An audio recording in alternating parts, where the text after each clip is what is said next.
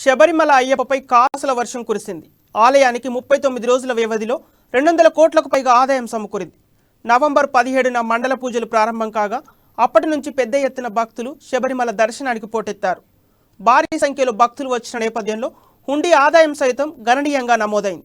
శబరిమల అయ్యప్పకు మొత్తం 222 కోట్ల 98 లక్షల ఆదాయం సమకూరిందని ట్రావెన్కోర్ దేవస్థాన బోర్డు తెలిపింది. ఇందులో భక్తులు నేరుగా సమర్పించిన మొత్తం 70.15 కోట్లు అని పేర్కొంది. సుమారు 30 లక్షల మంది భక్తులు శబరిమలను దర్శించుకున్నారని, అందులో 5వ వంతు చిన్నారే ఉన్నారని బోర్డు వెల్లడించింది. 41 రోజుల మండల పూజలు మంగళవారంతో ముగియనున్నాయి.